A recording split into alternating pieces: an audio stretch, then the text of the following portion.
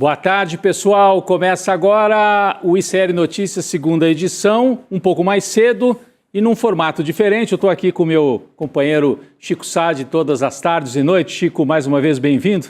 Boa tarde, que prazer, né? E com esse convidado, né? Pelo amor de Deus. Pelo amor de Deus, um convidado especial aqui com a gente, José Genuíno, ex-deputado, ex-presidente do Partido dos Trabalhadores, uma das grandes cabeças da esquerda e que vai ajudar a gente, Genuíno, muito bem-vindo, nesse programa especial, a gente fazer um balanço do que foi 2025 e projetar os desafios para 2026, quando o campo progressista vai ter um enfrentamento importante nas eleições aqui no Brasil. Enfrentamento estratégico que os rumos do país vão estar em disputa. 2022 foi conter a ameaça fascista e nós fomos vitoriosos por poucos votos.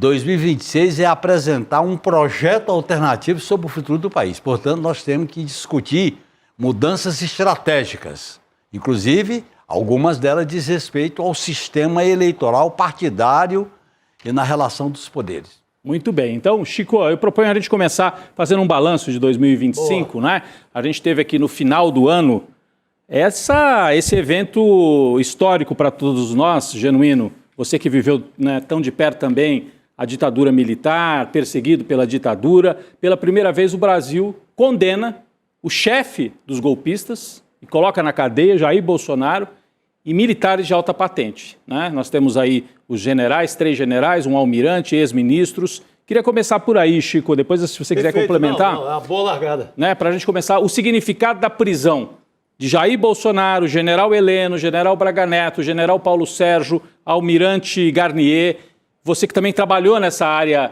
de Ministério da Defesa, qual é o balanço, qual é a importância disso para o Brasil, que não tinha feito isso ao fim da ditadura? Desde a República. Eu celebro, mas não comemoro. Eu analiso e tento tirar conclusões. E, de uma certa maneira, o Brasil vive momentos que tem grandes oportunidades e tem que evitar as grandes tragédias. Nós temos uma grande oportunidade que é passar o Brasil a limpo do ponto de vista da sua história autoritária, golpista, militares como uma força autônoma que exerce a tutela com a história de poder moderador. Eu acho que a gente não esperava que tivéssemos esse significado. É um significado que, por si só, diz muito. Em segundo lugar, porque eu acho que o Brasil revelou o nível que assumiu certos dirigentes políticos no golpe de 2016 e na eleição de 2018. Como é que essa gente que fez o que fez, pensa o que pensa, fala o que fala, dirigiu esse país? Portanto, eu acho que nós temos uma grande oportunidade histórica. Nós temos que evitar a farsa e a tragédia, que é continuar as mudanças para o Brasil se reencontrar com a democracia solidificada, mas precisa de muitas reformas, com a soberania nacional que está em xeque e principalmente com a pauta dos direitos do povo. Chico. Genuíno, quando você fala que a eleição de 2026, já antecipando um pouco, mas é porque está muito colado nessa fala agora. Quando você fala do projeto, é o quê? Retomar um nacionalismo industrial? Em que pegada você fala de um novo projeto? O Brasil carece de grandes reformas estruturais. Um modelo de desenvolvimento econômico com base na autonomia tecnológica e científica para o Brasil sair da condição de primário exportador. Segundo, garantir os direitos políticos, os direitos sociais, os direitos ao emprego, à vida, ao meio ambiente, o direito à segurança, o direito à saúde, o direito à educação, o direito a ter dignidade social e política. Terceiro, avançar na democratização com uma reforma política das instituições. Nós vivemos hoje uma bagunça institucional. Olha o que está acontecendo com a Câmara e o que está acontecendo com o Senado, mesmo diante desse grande fato que foi o papel do Supremo Tribunal Federal na investigação dos atos golpistas e na condenação e na prisão. Agora, são grandes momentos que o Brasil não pode desperdiçar. Nós colecionamos grandes momentos. Agora, o processo que o Brasil vive, se a gente olhar na história do Vargas, do João Goulart, do trabalhismo, dos comunistas, as coisas aqui acontecem num processo mais longo. Não é de uma vez. E eu acho que o próprio PT está vivendo esse dilema com a possibilidade de ter o Lula 4. O que justifica 80 anos, 81 anos, disputar a eleição com o Lula, com essa história, com esse peso? É realizar os sonhos de um Brasil que nós sonhamos. Esse eu acho que é o grande dilema nosso, o grande desafio. É uma encruzilhada, viu, Chico? É uma encruzilhada. Porque se nós fracassarmos, nós teremos uma derrota estratégica pior do que a do AI-5. Por isso que a direita e a extrema-direita tenta desgastar o governo Lula, tenta produzir uma candidatura, para quê? Para realizar as privatizações que não foram feitas até agora, tirar os tetos constitucionais da saúde, educação, salário mínimo, fazer uma reforma administrativa para privatizar o Estado, se vincular de malas e cuia com os Estados Unidos, com essa política suicida de segurança pública, e aí o Brasil perde o seu protagonismo. Isso é um dilema para o Brasil, porque o Brasil, pelo seu tamanho, pelo mercado, pela população, pela relação com os vizinhos, ele não cabe em nenhum quintal, por maior que seja o país que domina. Não cabe. Olha, na ditadura não coube, Getúlio Vargas não coube, João Goulart não coube, no modelo neoliberal não cabe, pela nossa dimensão, pelo peso que tem, pela história do Brasil. Agora, é um dilema, porque nós temos um lado altamente positivo, que está se revelando agora, mas nós temos também uma classe dominante escravocrata, racista, patriarcal e autoritária. Ô Genuíno, e essa classe dominante, voltando ainda para o balanço de 2025, essa classe dominante apostou numa figura lamentável, que você conhece bem do seu período como deputado na Câmara. O Genuíno nos contava aqui antes da gente entrar no ar, dos absurdos que você chegou a ver o Bolsonaro produzindo ali na Câmara dos Deputados. Mas o Bolsonaro chega ao poder, né, a classe dominante fica sem candidato e aposta no Bolsonaro em 2018, e ele termina agora esse período e vai para a cadeia com essa imagem da tornozeleira. Como é que você avalia? A figura do Jair Bolsonaro sai machucada ou manchada com esse episódio final em que ele... Aparece aquela cena dele tentando romper a tornozeleira, ele dizendo que estava tendo um surto, que ele meteu um ferro de solda. O que é isso? Como é que um sujeito desse foi presidente? Rodrigo, sai muito manchado. É a segunda tragédia e farsa da classe dominante. A primeira foi com o Collor. Lula ganharia a eleição em 89, aquela campanha do 100 meses de ser feliz. O Brasil estava carecendo de um projeto alternativo. Fomos para o segundo turno, que era inimaginável. E a gente sabe como houve a manipulação para produzir aquele caçador de Marajá, que virou uma tragédia. Então a classe dominante botou lá para conter a esquerda. Quando viu que não deu certo, nós tivemos que produzir aquela CPI. Agora, quem ganhou a parada? Não foi a esquerda. Quem ganhou a parada foram os liberais com Fernando Henrique Cardoso, com as reformas econômicas. Tivemos um processo de resistência nas emendas do FHC, e no processo de destruição do Estado. O que acontece? Vem novamente uma grande possibilidade com Lula. 2002. O Lula se lançou, viabilizou um projeto que hoje eu faço uma análise crítica, principalmente com o documento A Carta dos Brasileiros, que eu acho que a gente concedeu demais, porque a classe dominante você pode negociar, mas você não pode ceder demais porque ela te encabresta. E era necessário a gente combinar diálogo e enfrentamento. O Lula percebeu isso quando fizeram a proposta indecorosa para ele de que, com a crise do mensalão, para aniquilar o PT, ele devia não disputar a reeleição em 2006. Aí o Lula foi para disputar, com aquele lema, deixa o homem trabalhar, mexeu com o Lula, mexeu comigo, e nós fizemos um governo Lula 2 à esquerda, que foi o Lula 2. O Lula viabilizou a Haddad, prefeito de São Paulo, e a Dilma, presidente da República. Aí a classe dominante disse, com esse aí, as regras da democracia liberal ele ganha todas, vamos romper com as regras. Aí produziram o que foi o golpe de 2016. O Lula, com a sua capacidade, o Lula é uma síntese daquilo que o Maquiavel fala, virtude e fortuna. A virtude e a sorte, vamos dizer assim. E ele... Sempre. Sempre. Saiu da cadeia, fez um movimento de conquistar reafirmar a sua dignidade, fez um movimento pela esquerda, saiu da cadeia, fez um movimento ao centro e simbolizado na aliança com Alckmin para vice-presidente da República. Ele se elege e aí conteve a extrema-direita, por um triz, num risco muito grande. Imagine se esse pessoal tivesse ganhado a eleição em 2026. A gente iria o pior do que o AI-5. Então, aí o Brasil entra numa situação de conter. Era contenção, era um governo de contenção. E eu acho que o 2025 é interessante, Rodrigo, por quê?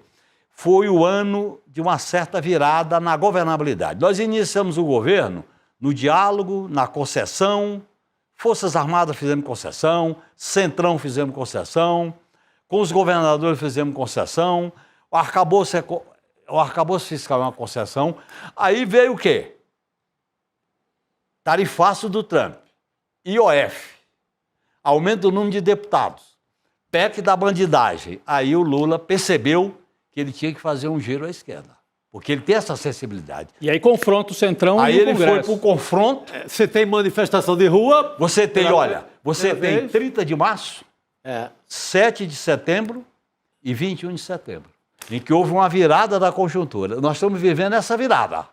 O Lula vai terminar o seu mandato fazendo essa virada em toda a questão nacional, a questão democrática e a questão social. Por isso que a gente comemora essa vitória do Lula por unanimidade do Congresso com a isenção do imposto de renda e a taxação dos super ricos. 2025 foi um ano de virada, então. Eu acho que foi o ano de virada. Essa virada significou a entrada do povo na cena política com essas três datas, a sinalização do Lula da negociação com o Trump sem negociar a soberania, o trabalho do Supremo Tribunal Federal, que foi brilhante, eu sempre analiso o momento específico, né? E, ao mesmo tempo, o Congresso Nacional foi além da medida. Eu acho que eles não tiveram noção do tamanho da barbaridade, foram demais. Tiraram do fundo do poço o que havia de pior. Eu não vi o baixo clero fazer isso quando eu estava lá na Constituinte, que tinha Centrão, o governo FHC. O Hugo Mota exagerou, né, Chico? Exagerou. Por exemplo, era normal, era uma rotina no Sarney, no Figueiredo, no Fernando Henrique Cardoso, no Collor. Quando um governo manda um projeto para a Câmara, quem é que vai relatar o projeto? Um deputado da base. Sim. Isso é normal, é o normal, é o rotineiro. Aí o cara resolve nomear um apaniguado do Tarcísio. Derrite, está falando do caso das facções. Para fazer da questão da segurança, depois da barbaridade da chacina do Rio, moeda de campanha eleitoral. Mas, Chico, você acha que a virada foi até um pouco antes, não é? Naquele episódio ali que o povo vai para a rua para resistir à PEC da bandidagem, à derrubada da proposta do governo, né? Que eles tentaram fazer. Na PEC da bandidagem, a manifestação de rua, ela vai pela PEC da bandidagem, mas acaba juntando um bocado de coisa, né? Eu acho que acaba juntando esse festival de absurdos que estava sendo praticado no Congresso, que o Genuíno acaba de falar. A derrubada do IOF. O povo tem essa percepção de juntar as coisas. Por exemplo, campanha das diretas. Né? Era a ideia de eleger o presidente, mas juntou a questão salarial, a questão econômica, a questão do crescimento, a questão de mudança e misturou. Olha as imagens que nós temos. São imagens realmente importantes de 2025, com Chico, Caetano, Gil, Djavan de volta lá no Rio de Janeiro, e São Paulo e outras capitais, com muito povo na rua, né, Chico? Fazia tempo que a gente não via isso, a esquerda colocando mais gente do que a direita. 2025 acho que tem essa marca, né? Foi surpreendente, né? A esquerda reaprendeu a ir para a rua. Claro. Porque essa crise, essa política econômica que se agudiza depois de 2008, com a crise dos Estados Unidos, eles intensificam a precarização da legislação trabalhista, previdenciária, a captura das commodities, minérios, água, petróleo, tanto que o golpe tinha essa plataforma. O pré-sal, por exemplo, foi uma das bandeiras do Serra, que era um dos protagonistas do golpe. Então aí, veja bem, eles aprofundaram a crise com medidas duras. E foi uma grande derrota aquela lá. Para o Mota, para o Hugo Mota, para o Centrão? Não, naquele momento de 2016. 2016. O que é o Mota, o que é essa turma que está hoje aí? É a continuidade do Eduardo Cunha, Arthur Lira, é a continuidade dessa tropa de choque que veio do Purão do que há de mais conservador, medíocre e reacionário da classe dominante. Eles foram produzidos por essa classe dominante, porque os liberais que deram o golpe contra a Dilma não ganharam. Quem ganhou foi a extrema-direita. É verdade. O PSDB agitou as ruas, mas não ficou com poder. Não ficou com poder. Eles se perdem no meio do caminho, eles são engolidos, né? São engolidos, são cooptados. E quem ganhou foi exatamente a extrema-direita, que teve no Bolsonaro um porta-voz do Purão. A volta dos militares, elogio dos torturadores, a celebração do Ustra, e vai na política do negacionismo com 700 mil mortes, e aí a direita liberal perdeu a vez. E a extrema-direita fascista tomou conta. E tomou conta e levou o país a um desastre. Um desastre que comprometeu as Forças Armadas, comprometeu órgãos do Estado, quase comprometeu o Supremo Tribunal Federal, com aquela disputa contra o sistema de justiça, comprometeu o Congresso Nacional, teve alguma resistência com o Rodrigo Maia, que não era capacho como é o Hugo Mota, etc. E o país foi tateando. É interessante a gente analisar esse processo. Nesse caminhar lento, processual, chega a vitória do Lula. Numa equação política que eu nunca imaginava, uma frente tão ampla. Aí o governo montou uma governabilidade muito ampla, sem conflito. Só que aquela governabilidade não deu conta do recado. Por quê? Porque a classe dominante quer tudo, ela não quer perder nada. Ela não quer perder nada na tributação, ela não quer perder nada no corte de subsídio, ela não quer perder nada em aumentar salário, ela quer destruir. Educação, privatiza. Saúde, só não privatizar por causa da Covid. Correios, privatiza. Petrobras, privatiza. Banco do Brasil, Caixa Econômica, privatiza. Vai. Por quê? Porque é o lucro máximo sem risco. E aí gerou essa crise que nós estamos vivendo nela. Mas, Genuíno, Chico, voltando aqui para esse ano de 2025, eu acho interessante que o Genuíno trouxe, Chico, começa o terceiro mandato do Lula, apostando mais uma vez em todo tipo de concessão nas várias áreas que o Genuíno já explicou aqui, até na questão dos militares, né? Que o Múcio estava lá para fazer todas as concessões. Monteiro é nomeado ali. Zé Múcio para fazer... Nomeado para apaziguar. Para apaziguar. Ele era o representante dos militares no governo, não era o governo dos militares. Exato. E aí vem 2025 e mostra os limites disso. Apesar de todas as concessões, a classe dominante não aceitava nada. E aí o governo precisa da rua para fazer a virada. E você diria, então, que 2025 é o ano dessa virada? Não é que o Lula está fazendo também um governo de enfrentamento total, mas tem uma certa virada. E há o ano de aprovar o imposto de renda, a isenção. Esse é um fato histórico também, importante, não é? Muito importante. Importante. E a questão das emendas parlamentares. Vetar o número de deputados. O Congresso aprovou, que é um escândalo, porque deformava mais ainda o sistema de representação na Câmara. A crise das emendas parlamentares. Eu queria chegar nesse ponto. Que é muito grave, porque, veja bem, qual é a tática da extrema-direita liberal e da velha direita? É esvaziar o poder do presidente da República. Na América Latina, Rodrigo e Chico Sá, o povo imagina a mudança quando elege o presidente. Foi assim na Argentina, no Uruguai, no Brasil, no Equador, na Venezuela. Foi assim com Vargas. Desde Vargas, Juscelino, É assim com os Estados Unidos também. É na foi. eleição presidencial. É a nossa cultura. O que acontece? Eles querem esvaziar o poder do presidente da República. Dissecar, destruir o poder. O que está acontecendo agora? Orçamento, 50 bi é por parte do Congresso. O Congresso executa, mas não tem o ônus de governo. Alcolumbre, fere a competência do presidente da República de indicar o ministro Supremo.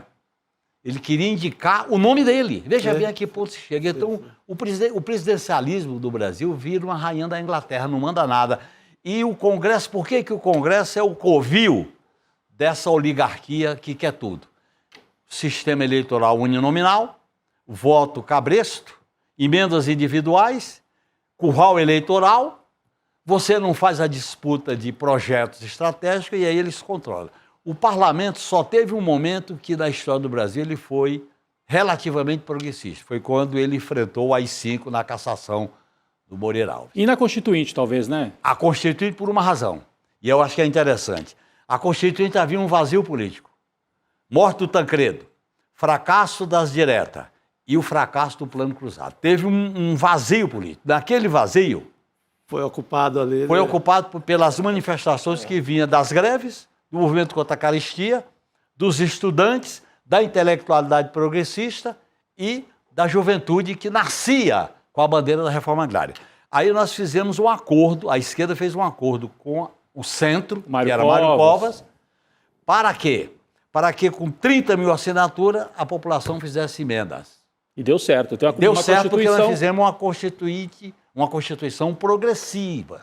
É tanto que após a promulgação, qual foi a discussão central da classe dominante? Essa Constituição, o Brasil não cabe nela. É ingovernável. É ingovernável, tem que mudar. Era um apocalipse aqui. E o Brasil teve 2 grandes momentos de assalto à Constituição. O primeiro foi nas reformas econômicas de Fernando Henrique Cardoso.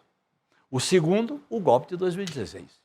Em que a Constituição é derrubada, né? Claro. Rasgada em parte, né, Chico? Ela é violentada. Ela vai para o buraco. Ô, Chico, mas acho que era importante a gente ainda escarafunchar um pouquinho mais essa questão das emendas, porque ao longo de todo o ano aqui no CL Notícias, Chico, eu e outros comentaristas, a gente colocou isso como um centro, né, Chico? O centro um deles, né? Mas o centro do debate. E aí você tem o Supremo de um lado colocando pressão, né, através do Flávio Dino, a sociedade um pouco, mas é esse quadro que o Genuíno traz. Você tem o orçamento aí sequestrado pelo Congresso a partir de um modelo que começa com o Eduardo Cunha, depois o Arthur Lira. Eles desenham esse modelo e o Bolsonaro aceita na boa, porque não gosta de governar, né? Não gosta de... E é interessante a gente analisar essa história das emendas. Quando foi a primeira crise do orçamento, eu estava lá. Na ditadura, o Congresso não emendava o orçamento. Com o fim da ditadura e a Constituinte... Você vai falar da época dos anões do orçamento? Eu cobri essa CPI. Passamos a emendar o orçamento. Sim. Aí qual era a grande discussão? Que tipo de emenda a gente faz? A bancada do PT defendia que as emendas fossem de programas e subprograma, em vez de ser emenda individual. Por exemplo, eu fiquei 26 anos lá, nunca apresentei emenda individual. Emenda individual, não sei se todo mundo sabe, é quando você manda 200 mil reais para fazer uma quadra de futebol lá no interior. O que a gente defendia? Programa da saúde, programa para a população idosa, programa para a educação. Na época a gente discutia muito, programa para enfrentar a epidemia da AIDS. Sim. Aí você destina aquela verba e ela passa a ser, vamos dizer assim, vinculante. Sim. E leva isso para o executivo. E você fiscaliza a execução. Essa história de emenda individual, primeiro, tira o poder do presidente da República de executar o orçamento. Segundo, pulveriza os recursos públicos, sem um programa estruturante. Terceiro, você estabelece uma relação paroquial com o poder local oligárquico. Com o prefeito, com a prefeito, vereador, empresa, que foi o que apareceu nos anões do orçamento. Não é por acaso que no orçamento deu 2 grandes crises. A crise dos anões e agora a crise das emendas impositivas. O que o Eduardo Cunha fez? Emenda impositiva, execução obrigatória, emenda de relator, que não tem transparência, e emenda de comissão. E passa-se vamos dizer assim, uma cobertura para não se ver quem é que está fazendo a emenda. Então, eu acho que essa é uma questão central para reformar o Congresso. O Brasil, se não mudar o sistema eleitoral e partidário e a execução do orçamento, nós vamos aprofundar a oligarquização fisiológica dentro do parlamento brasileiro. E o problema é que essa indústria agora da emenda, ela já garante a volta de muita gente do atual Congresso, né? Claro, mantém o status quo. Mantém. Já o sistema eleitoral favorece isso. É bom deixar claro que quando você vota para deputado, o peso do eleitor não é igual para o que é para presidente. Porque quando você vota para presidente, o eleitor é um voto no Brasil inteiro. Quando você vota para deputado, é diferente, porque existe uma herança da ditadura que diz: nenhum estado pode ter menos do que 8 e nenhum estado pode ter mais do que 70. Então o eleitor de São Paulo vale menos. Vale menos. O eleitor do Rio de Janeiro vale menos. Da Bahia vale menos. Só que na hora de votar, os deputados são iguais. Uhum.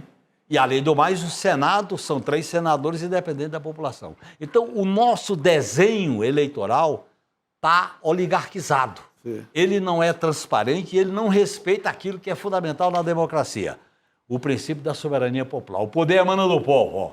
E quando você dá cavalo de pau na democracia, tem que voltar ao princípio da soberania. Fizeram um cavalo de pau em 2016. Ganharam a eleição em 2018. Fizeram a destruição, quase destruíram o país com o Bolsonaro. Olha o buraco que nós temos que tirar o país. Agora, Genuíno, se a gente volta para o balanço aqui, então 2025, o ano em que o Lula, que tinha começado na base dos acordos, faz um certo enfrentamento com o Congresso, o ano em que o Supremo assume um papel importante e coloca militares e o Jair Bolsonaro na cadeia, o ano em que o país debate essa questão das emendas secretas, né, do orçamento secreto e das emendas unipessoais, e também, Chico, acho que dá para dizer, o ano em que se consolida uma certa melhoria econômica, né? Se você for fazer o balanço econômico, apesar das críticas que a gente possa ter aos juros que são elevadíssimos, etc., o Brasil com o Lula 3 genuíno em 2025, desemprego baixo, né?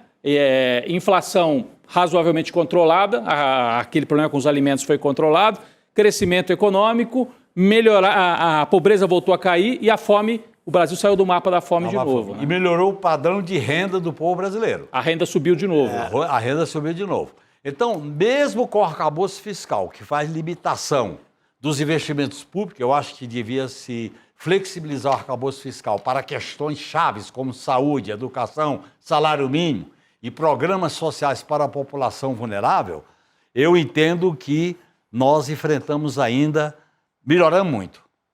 Agora, essa melhora, existe uma lei na política.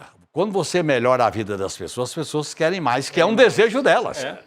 Que foi a tal da classe C que o Lula falava tanto Claro. No Lula 1, Lula 2. A classe C depois foi votar no Bolsonaro. Claro, pro Bolsonaro em 2016. Aliás, era um grande professor, Antônio Cândido, que dizia para mim, quando eu fui atacado pelo Mensalão, eu visitava muito ele, e ele recebia a gente com aquela solenidade do intelectual. Ele disse, genuíno, vocês fizeram uma revolução, botaram o povo no orçamento. Foi aí que surgiu a história do povo no orçamento. Mas vocês atenderam a barriga, mas não mexeram na consciência e no coração do povo.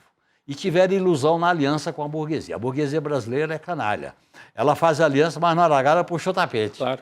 Ele disse essas duas lições. E eu acho que o Lula, a personalidade do Lula, navega nessa encruzilhada. A experiência dele como sindicalista, a experiência dele como político, a experiência dele como presidente, ele caminha no fio da navalha. Quando os caras querem tutelar o Lula, é o que eles bolaram um plano para desgastar o Lula. Era para acabar o governo, né? Claro. O que a mídia planeja? Em abril desse ano, a direita anuncia na Faria Lima, em encontros tanto de Arthur Lira como de Ciro Nogueira, anuncia que o governo acabou. Eles acharam que tinha acabado o governo. Quem era o porta-voz dessa alternativa? Ciro Nogueira, que está enrascado aí com... Ele anuncia lá o fim do governo Lula em abril. E tinha que manter o governo Lula na lona, não tinha que ter impeachment para eles ganharem a eleição. Ele chegou a dizer isso. Ele chegou a dizer isso para a Faria Lima. Por que esse plano deu errado para eles? Esse plano deu errado porque, primeiro, eles fizeram praticaram um grande equívoco com o IOF. Na hora que eles votaram o IOF e deixou claro que os ricos não pagam imposto, e o governo agiu certo. Eles deram uma bandeira, né? Deram uma bandeira. O segundo, eles aumentaram o número de deputados. Aquilo ali foi um escândalo, aumentaram o número de deputados para 23, 30 deputados. Depois veio a questão do tarifaço do Trump e uma parte da extrema-direita apoiou o Trump. Tarcísio colocou o bonezinho do Tarcísio colocou o bonezinho do MAGA, né? E aí eu acho que veio, para agravar a situação, veio o problema da discussão do imposto sobre as bets, os bilionários e os bancos, os BBBs.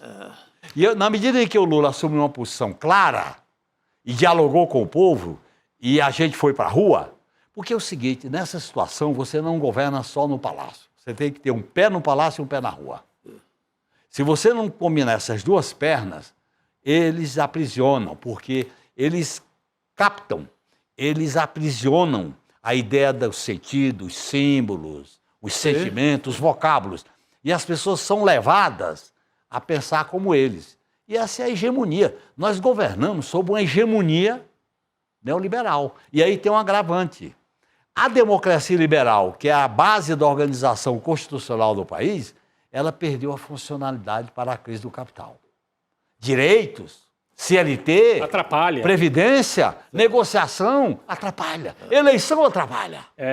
É bom que não tenha eleição. A gente faz eleição desde que seja controlada.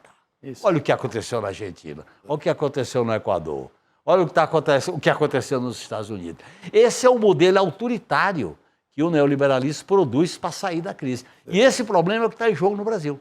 Agora, eles erraram então, né, Genuíno? Porque teve esse momento... Eles erraram a mão, eles foram muito gulosos. Às vezes eles erram a mão porque eles não têm limite. Mas eu lembro aqui no N2, Chico, no dia que nós trouxemos essa fala do Ciro Nogueira, com uma arrogância, né? em off, ele estava conversando em off, só que vazou, o áudio vazou e o ICL trouxe em primeira mão esse áudio aqui do Ciro Nogueira dizendo, olha, o governo Lula acabou, nós vamos já preparar a sucessão, vocês estão... Nós não vamos deixar aprovar imposto para os mais ricos, nós vamos ajudar vocês. Então o Ciro Nogueira apareceu. Isso ficou tão explícito, eu acho que aí que foi o erro. Eles foram gulosos e eles menosprezaram o adversário, que é o Lula, claro. que é o campo... A história do Lula, a liderança do Lula.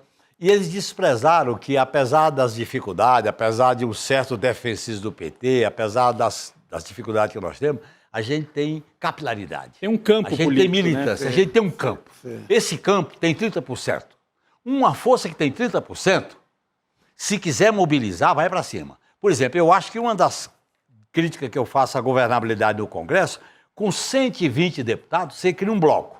Esse bloco passa a atuar dando resposta e respondendo tudo. E aí você cria. Porque você só negocia com essa turma... É o que se tem agora, 120. É o que se tem agora, 120. E esse 120 tem que dar pronta resposta, influenciar, dialogar para fora do Congresso, não só para dentro, e fazer um trabalho. E aí sim, eu acho que nós estamos acumulando condições para fazer uma grande campanha para mudar a composição do Congresso Nacional. Nós não vamos fazer maioria, para deixar isso claro. Agora nós podemos mudar a composição se a gente casar a eleição parlamentar com a eleição majoritária. Vamos falar disso daqui a pouco na projeção para 2026. Eu queria só, ainda falando de 25, nessas viradas que aconteceram ao longo do ano, e sem fazer aqui ninguém está dizendo que o quadro está maravilhoso, está ainda muito difícil, né? Mas melhorou um pouco, eu acho. Nós começamos o ano muito na defensiva, o campo democrático, e estamos terminando o ano um pouquinho melhor, né? Nós estamos numa corrida, nós não estamos numa corrida de 100 metros. É mais um pouco para a longa marcha com muitos obstáculos. Então, e aí, eu queria trazer para você a questão da comunicação, né? Houve uma troca na comunicação do governo, né? Nada contra, pessoalmente, o Paulo Pimenta, que teve um papel importante na resistência quando o Lula estava preso, mas ele era o ministro da SECOM.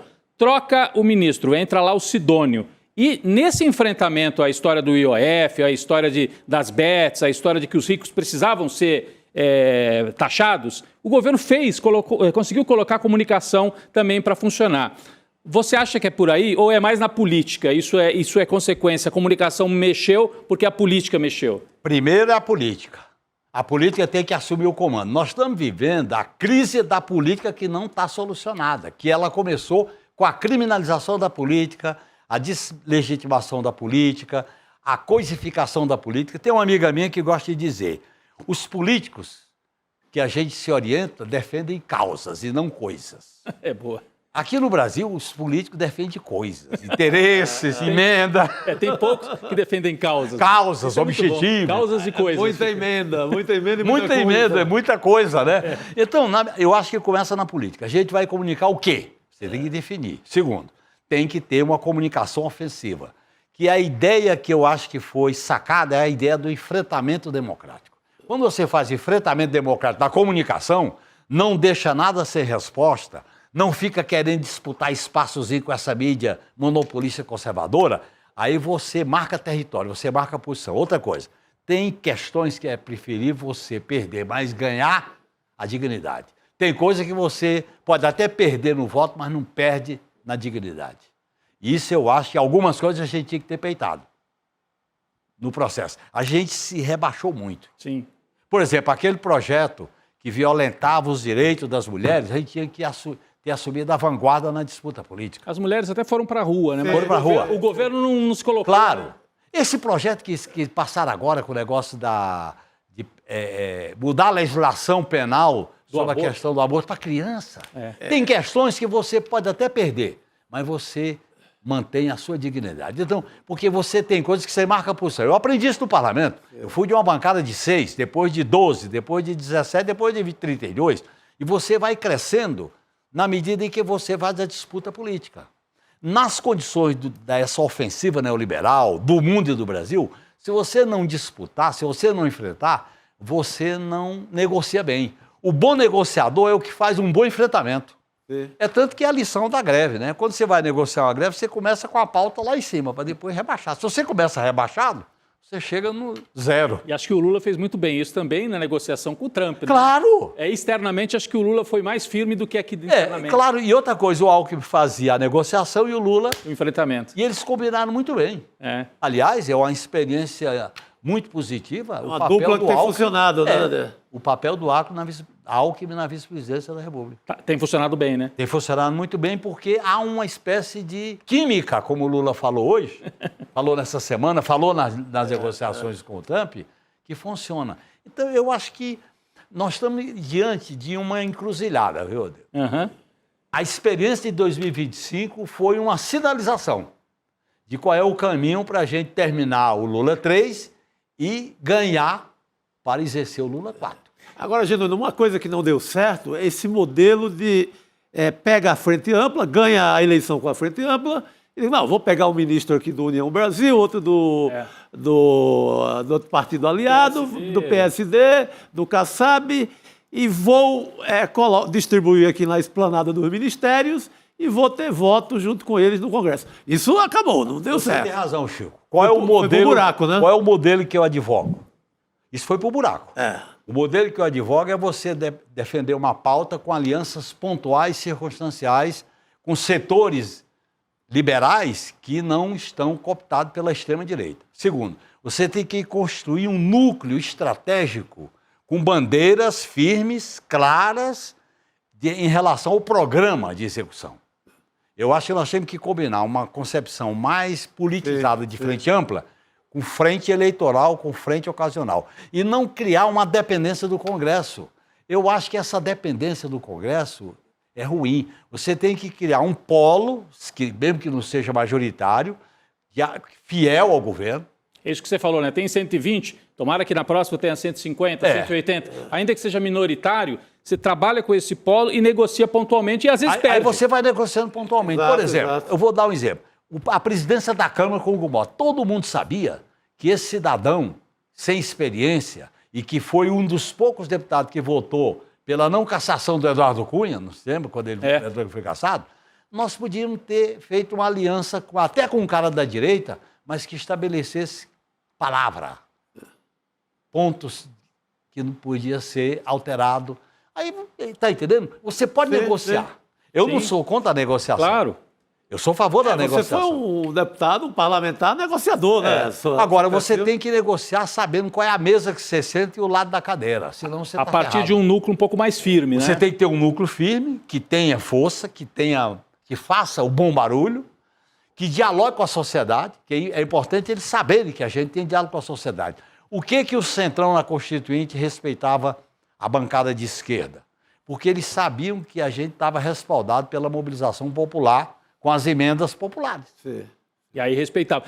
Aí a gente dizia para o Ulisses, só para informar isso aí, doutor Ulisses, tem que botar o povo aqui dentro, senão não dá certo. Aí ele disse, tudo bem, um dia entra o pessoal da gravata e outro dia o pessoal da sandália havaiana. É assim. Mas daí era outro nível, o Ulisses Guimarães da Ulisses Guimarães quando o Genuíno fala nesse tempo aí, ele está falando do surgimento do Centrão. Verdade, Roberto Cardoso Alves. Roberto Cardoso Alves ali. O Centrão surgiu exatamente nesse período da Constituinte, mas era um Centrão mais ideológico. Era um Centrão que queria apresentar um projeto de Constituição alternativo. E esse Centrão se formou e ele veio com uma postura mais política, não era na base do fisiologismo. Tinha também o pessoal do Toma lá da cá, que tinha a frase célebre do Roberto Cardoso Alves. É dando que você recebe. Oração de São Francisco. Oração de São Francisco. E aí eles foram para a disputa política. E nós fazíamos a disputa política de ideias. Agora, a esquerda era muito atuante. Para cada item da Constituição, a gente fazia 3 emendas. 3 tipos de emenda para o mesmo item. Emenda para chutar o pau da barraca, como a gente dizia, emenda para aprovar, emenda para negociar. Entendi. É assim que você atua no parlamento. Sim. Agora, quando o PT se submeteu demais ao Centrão quando iniciou o governo Lula. É claro que tinha a circunstância da PEC, E do 8 de janeiro também, vamos lembrar. Tinha a circunstância da PEC para viabilizar o Bolsa Família, teve a circunstância do 8 de janeiro. Mesmo no caso do 8 de janeiro, a gente podia ter tido uma posição de enfrentamento democrático. Ali permitia. Por exemplo, eu acho que no que diz respeito às Forças Armadas, eu acho que a gente perdeu uma certa oportunidade de dizer, olha, pessoal, Aqui é o seguinte, quem comanda as Forças Armadas é o poder soberano do voto. Ele cedeu demais, né? Nós cedemos demais. É tanto que as Forças Armadas foram, nesse processo, eles esperavam mais do governo Lula. Segurança Pública, nós tínhamos que ter iniciado o governo Lula III com o Ministério da Segurança Pública e Proteção Social. Eu até sugeri esse nome para o governo. Segurança Pública e Proteção Social. Mas isso aí não a ainda guerra. está em tempo, porque esse vai ser o grande tema do próximo ano. Vai né? ser o grande tema. Ô, Girino, mas antes da gente entrar nos grandes temas para 2026, só para a gente finalizar 25, o papo tá ótimo, né, Chico? Muito bom. A gente faz volta um pouco pro período ali da Constituinte e fala bastante desse ano tão importante, 25. O fato do tarifaço, né?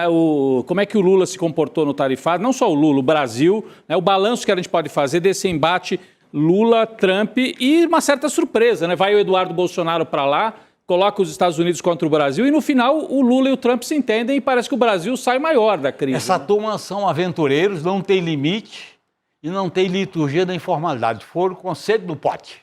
E aí quebraram a cara. Eduardo Bolsonaro. Eduardo Bolsonaro. Paulo Figueiredo. Agora o Ramage. E fizeram... o Tarcísio se ferrou com aquele boné. Sim. Né? Então eu acho que o Lula foi muito... Primeiro o Lula definiu claramente uma coisa. A soberania é inegociável. Limitação no poder judiciário é inegociável. Nós vamos negociar o tarifaço com o Alckmin, ministro das Relações Exteriores, e o Haddad. E o Lula pontificava uma posição de defesa da soberania nacional como inegociável. Eu acho que foi uma equação correta.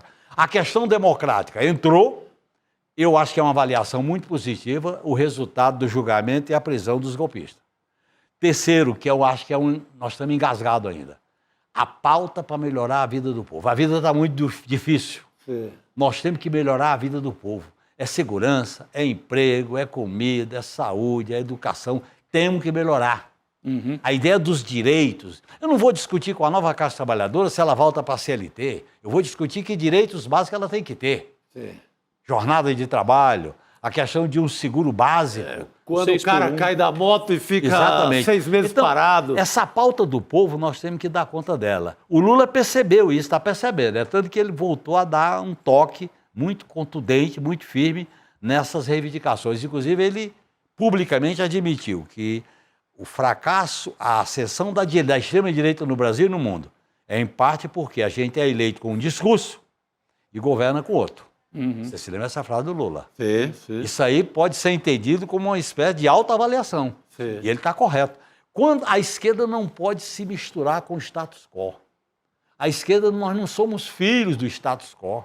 Nós somos de fora desse status quo. Nós queremos alterar o status quo. E quando a gente se mistura muito com o status quo, vem uma direita com um discurso de antissistema. A gente perde isso aí, né, de cara? Perde isso aí. Foi o que aconteceu em 2013, 2014. E 18 com o Bolsonaro. 18 com o Bolsonaro e a Cláudia Sheinbaum está percebendo, espero que perceba isso, com aquela armação que tentaram fazer. Tentaram fazer uma coisa de antissistema ali no México. Então, esse é um problema que nós temos que solucionar. E eu acho que essa experiência do México, da Colômbia, um pouco a experiência da França, a experiência nossa aqui, é construir um caminho alternativo a essa ordem que está aí. Porque se eles enquadrarem a esquerda com o possibilismo, um reformismo de baixo nível, a impossibilidade, se acostumar, a gente tem que ter noção do seguinte, os tapetes verdes, azuis e vermelhos é para acalmar a esquerda. Nós não podemos nos acostumar com os tapetes. Por isso que uma bandeira como taxar os super ricos, ela é fundamental. Ela reacende isso, né? E eu acho que uma das principais bandeiras, além da reforma política e institucional, é uma reforma tributária justa. Que começou, de certa maneira. Começou. Nós temos que dar continuidade a ela. Tá. Lucros e dividendos, progressividade dos tributos, né? Aliviar a tributação para a classe média, tá certo? Para consolidar essa vitória da isenção até quem ganha 5 mil e chega a em parte a 7, né? A 7. E eu acho que nós temos que ter um projeto de desenvolvimento para qualificar o emprego. Olha, hoje o mundo globalizado, o acesso à tecnologia e à ciência é fundamental. E aí entra um problema da pauta para 2026.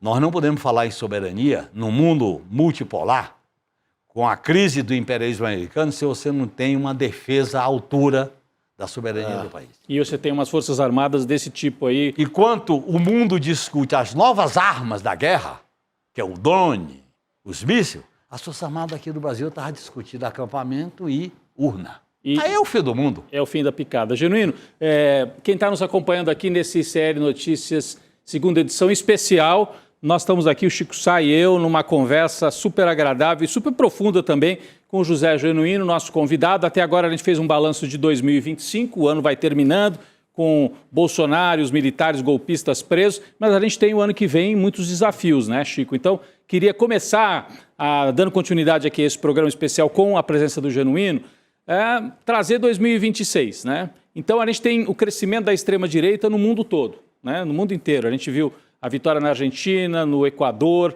vitória em vários países europeus.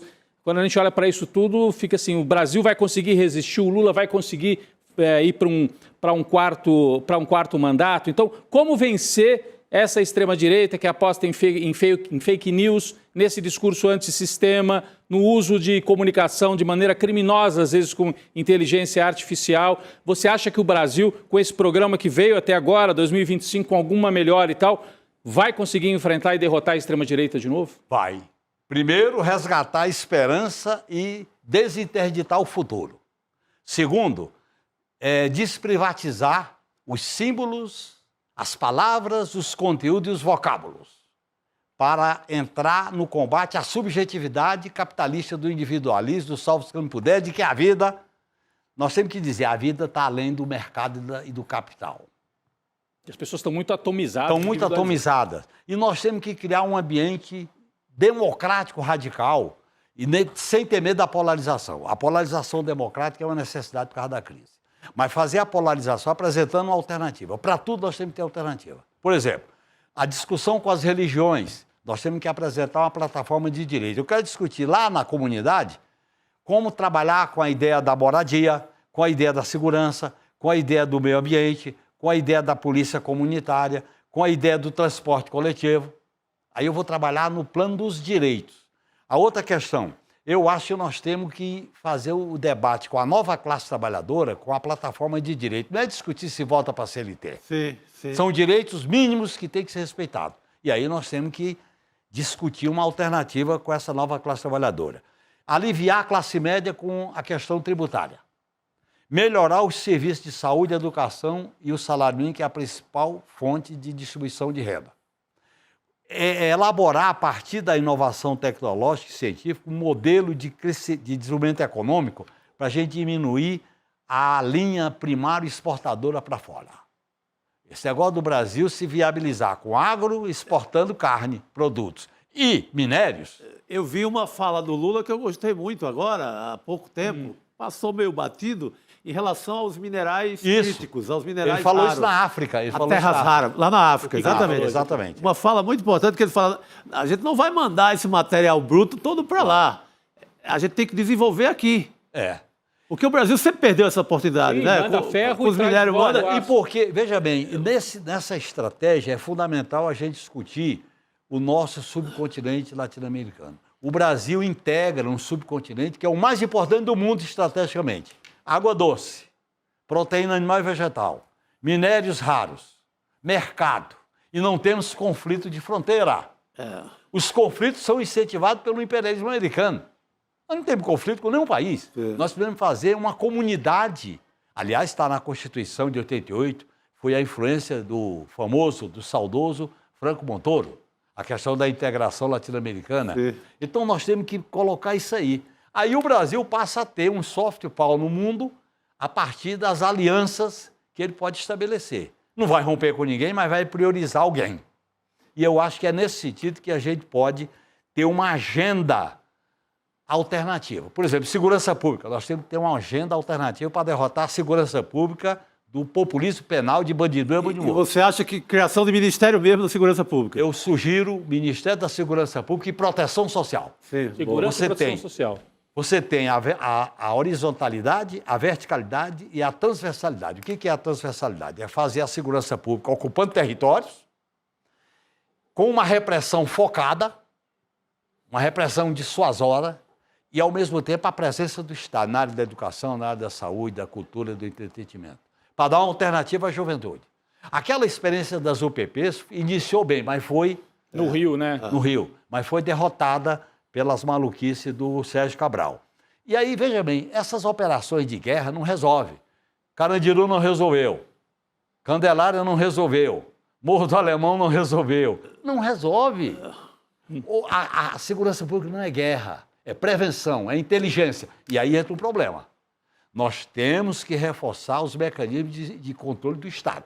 Porque as brechas do Estado mínimo, as brechas da flexibilização do Estado, é por onde entrou o crime. Fitex, postos de gasolina, e foi por aí que o crime entrou. Então, nesse sentido, nós temos que ter inteligência, presença física, antecipação e órgãos de fiscalização com autonomia. Por exemplo, ouvidorias autônomas, perícia autônoma. Para as polícias, né? E subordinar a segurança pública ao poder político. Porque o que os governadores estão fazendo é que eles estão submetidos à tutela das polícias. Estão virando... é a verdade. Inclusive os nossos. Estão virando quase milícias, né? Inclusive os nossos governadores. Não justifica a Bahia ter tanto assassinato, tanta morte, como depois de tantos anos. Chico, o Genuíno trouxe aqui uma espécie de um programa, assim, numa ideia geral, mas de um programa para 2026. Então, partindo do geral, que é o programa, para o concreto, né? Então, com esse programa, você imagina que o Lula vai concorrer, falando ainda em frente ampla, porque 2022... Falou-se em frente ampla, mas a frente não foi tão ampla assim no primeiro turno. Era o Alckmin de vice, mas você tinha a Tebet separado, o Ciro Gomes separado. Não teve tanta gente assim ao lado do Lula em 2022. Você acha que em 2026, quem é que vai estar junto no bloco ali para a reeleição do Lula? Com base nessa agenda, ele tem que formar uma mesa política daqueles que têm afinidade no avanço da questão democrática, da questão social e da soberania. Separar o que é aliança permanente daquelas alianças pontuais. E casar a eleição majoritária para presidente com a eleição proporcional. Isso é fundamental, né? É fundamental. Nós temos que funcionar como um time. Sim. Olha, é um time, não é um candidato individual, é um time. Tem que aumentar a bancada. Está aqui o time do Lula em São Paulo, está aqui o time do Lula no Rio de Janeiro. Escolher bons nomes para o Senado. E eu dou minha opinião. Por exemplo, Bené no Rio de Janeiro para o Senado. Haddad para o Senado em São Paulo, o Senado no Rio Grande do Sul. Temos que ter nomes que se viabilizem. E eleger uma grande bancada de deputados federais da esquerda, e aí eu não trabalho só com a sigla do PT, PSOL, PCdoB, PSB, PV, Rede, outras forças sociais se juntarem num núcleo mais estratégico, que não vai eleger para disputar cargo. Vai eleger para fortalecer o governo e pressionar, exigir e fiscalizar o governo. Sim. Eu acho que nós temos que criar a ideia de que o Brasil, para sair dessa crise, a esquerda tem que ser portadora da esperança. Nós vivemos uma crise do futuro, das utopias e da esperança. A política resgata a ideia da esperança e do otimismo, então ela administra interesses, coisas e mediocridade. Que foi o que a direita levou o país a essa situação. Mas você imagina, olhando para 26, Chico, não sei, se você quiser... Vai. Você imagina uma eleição... nós tivemos uma eleição a mais disputada da história no Brasil, foi a de 22. 26, você acha que vai ser tão disputada quanto a de 22, ou a gente tem condição de ter uma eleição um pouquinho mais... Vai ser mais de força? Mais disputada por uma questão. A presença na disputa de um fenômeno que não apareceu em 2022. Imperialismo norte-americano. Trump está no governo. Pode ter certeza que ele vai querer meter o dedo na eleição de 2026. A gente tem que mesmo com essa... Mesmo com essa negociação. Essa coisa meio afável com o Lula. Olha, o imperialismo é o imperialismo. A gente negocia, mas não vai botar tapete vermelho para o imperialismo. A gente negocia, mas, olha, eu sei quem é você e você sabe quem sou eu. Se ele puder, ele derruba. Se ele puder, ele derruba. Esse é o problema. Aquele abraço... Claro, você não vai agredir, mas também não vai ficar batendo palma. Não vai ser ingênuo. Eu acho que a política é isso. A política tem audácia, tem ousadia e você tem que ter lado. Você pode até flexibilizar, mas não pode mudar de lado. O Brizola dizia, o cara que está mudando de lado, ele está custando o alambrado. Está custando o alambrado. Genuíno, em 2022, o Lula tinha a atração de dizer, ó, a democracia está em jogo, está aqui. Ou você está com a democracia ou não está.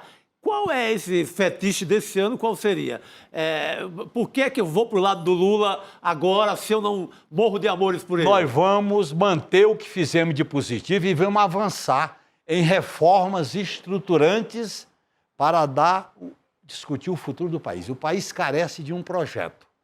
É na questão institucional, é na questão da segurança, é na questão das Forças Armadas, é na questão do modelo de desenvolvimento econômico, é na política externa, é nos programas sociais, é um programa de transformação. Você se lembra que na campanha das diretas ela começou para eleger o presidente da República. Chegou um momento que qual era a bandeira principal? Mudança já.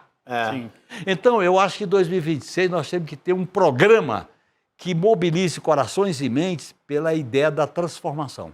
É tanto que o lema do governo Lula no Lula 3 era reconstrução e união. União e reconstrução, começou assim, né? Ó, aí ele... Esse é interessante, o lema mudou. Com a soberania. Com soberania. É. Soberania. Você vê como 2025 foi ano de virada mesmo. Virou Foi de virada. Inclusive o lema. Isso é interessante, o lema mudou. O Brasil dos brasileiros. O governo do Brasil... Para os brasileiros. Para os brasileiros. Isso é importante a gente imaginar. Para a gente construir na política um pertencimento. A política foi negligenciada, a política foi capturada, a política foi deslegitimada. E é bom deixar claro. Por exemplo, eu acho que o Supremo Tribunal Federal está cumprindo um importante papel. Merece o nosso apoio. Mas nós temos que entender que a criminalização da política teve 3 vertentes. Poder Judiciário, mídia conservadora e os liberais. Sim. E qual era o alvo da criminalização da política? A esquerda. A esquerda.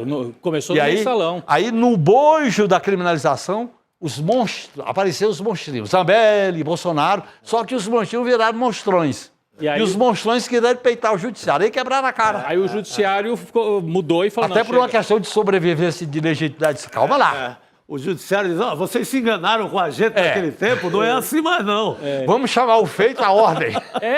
Quando o Gilmar Mendes percebe que começaram a fazer escuta, inclusive... Esse quer ir aonde? Esse pessoal quer ir aonde? Agora, Genuíno, e do lado de lá, a gente falou bastante do lado do Lula, do lado da democracia. Do lado de lá, com Jair Bolsonaro preso, qual você imagina que vai ser o papel do Jair Bolsonaro na eleição? Você acha que ele vai lançar um filho ou alguém com o sobrenome dele? E o candidato da direita mais Faria Lima e tal, se você apostaria que o Tarcísio saia presidente, fica para governador, como é que você vê? Quem é que vai comandar a direita em 2026? Se eles forem sensatos, coisa que é rara, eles não lançariam o nome da família. Primeiro, quando lançariam o nome da família. Lançariam um nome que tivesse viabilidade política para querer discutir com esse nome da direita o induto, ou uma nova forma de liberação. Olha ele com o bonezinho. Pode ser esse personagem aí em 26? Eu acho que esse aí tem um problema. Vários do PT e vários caras da direita estão amarrando seus cavalos para 2030. Porque eles têm idade, o Lula disputa com grande chance em 2026, mas em 2030. Então, eu acho que os caras estão fazendo esse cálculo. Pode ser que ele se guarde para 2030, você Pode ser que ele se guarde. Agora, quem não tem como se guardar? O cara do Paraná. Ratinho Júnior. O cara de Minas que não deu no pedaço, não dá. É muito medíocre, é muito não vingou. O nome da política nacional, né? E o PT está vivendo, nós estamos também enfrentando esse problema com o pós-Lula. Por isso que é fundamental, é estratégico para esse processo. O Lula, o Rodrigo e Chico, o Lula é a única liderança que nasceu na luta democrática e está no momento crucial da sua vida, com 80 anos de idade. Ele vai ser o protagonista de um projeto de libertação do país, das mazelas, da ditadura, de golpe, do imperialismo, dessa desgraça social que o país vive. Agora, é um país fantástico, porque com tudo isso, imaginar o que está acontecendo, a gente tem que amar esse povo, esse país. O povo brasileiro é o maior ativo que tem. Por isso que eu sou apaixonado pelo povo brasileiro. Que bom. Porra, é legal, você vai nos lugares aí, eu entro no metrô, o pessoal me abraça, quer tirar fotografia. Eu acho que isso é fantástico. E eu estou fazendo isso sem estampa. Eu não quero mandato, não quero cargo e nem quero voto. Eu quero, com a cara e a coragem, ganhar corações e mente para um projeto de libertação democrática e popular do país. Eu acho que vale a pena esse sonho. A esquerda tem que voltar a sonhar. A esquerda tem que sair do do chão. E tem que preparar para o pós-Lula também. E o pós-Lula vai nascer das lutas, vai nascer dos debates, vai nascer das experiências políticas, e preparar para isso. É o Boulos um pouco? Nós da nossa geração temos que abrir a porta para as novas gerações. Eu sou um abridor de portas, que aonde me chama eu vou. Muito bom. Desde que paga a passagem de ida e volta e a estadia, sem cobrar nada. E um cafezinho. Um cafezinho, tudo bem. Agrado, né? Um agrado. Claro. Você cumpre uma bela missão, Genuíno. Não, é um papel fundamental pela sua experiência e pela sua capacidade também de ler o quadro todo político. Falando em nomes para o futuro da esquerda, eu citei aqui rapidinho o Boulos. Quem você imagina que são essas lideranças? Eu acho que tem vários nomes aí. Por exemplo, nesse campo aí que você citou, tem o Boulos, tem a Manuela, tem no PT o governador, é o ministro da Educação, tem Camilo. O pessoal lá da Bahia, tem gente que está emergindo aí de novas lideranças que vão ser produzidas, que surgiram na eleição de 2022 e pode se fortalecer. Tem vereadoras, tem vereadores. Eu acho que as lideranças não nascem numa academia de decorar fórmulas. As lideranças nascem no fogo das ruas, do movimento na poeira, social, né? nos impasses. Eu nasci nos impasses, Sim. fazendo piquete. O Lula também, né? O Lula fazendo piquete. Nas greves e tal. Claro, Então, a gente nasce daí, é aí que você se retempera, que você aprende, que você tira conclusões. Eu sou um apaixonado pela política. A política se legitima porque ela vive de ideais, de projetos, de causas. A política da mediocridade, da guerra, da esculhambação, do interesse medíocre, isso aí não dá, né? Não dá. Não dá. Então é isso, Chico. Uma conversa aqui de muita análise e de esperança para 2026, não é isso? Bela conversa. 2025, bem passado ali um pouquinho, né? E projeção com o Genuíno, muito bom. Muito bom, Genuíno. Esperamos você outras vezes aqui. Eu agradeço muito. Mais uma vez Aliás, aqui. ser entrevistado por vocês dois, que eu tenho um respeito muito grande e conheço de longa data, é uma honra e uma satisfação. E eu me estimulo. Muito bom. Prazer nosso, querido. Prazer é nosso. O ICL Notícias, segunda edição especial, fica por aqui. Muito obrigado a todas e todos que nos acompanharam e até a próxima. O Brasil vive um momento decisivo e entender o que está em jogo exige mais do que manchete. As decisões que moldam o país vêm de uma longa trajetória de desigualdade e de concentração de poder. Para compreender o presente e agir com consciência, é preciso olhar para a história e as estruturas que formaram nossa sociedade. Pensando nisso, nasceu o curso de pós-graduação do ICL e da FESC SP, Repensando o Brasil, Sociedade, Política e História. Um programa reconhecido pelo MEC, voltado a quem quer pensar o Brasil com profundidade e rigor intelectual. Vai acontecer o lançamento da nova turma da Pós no dia 14 de dezembro, às 8 horas da noite. Entender o país é o primeiro passo para construir o futuro com consciência.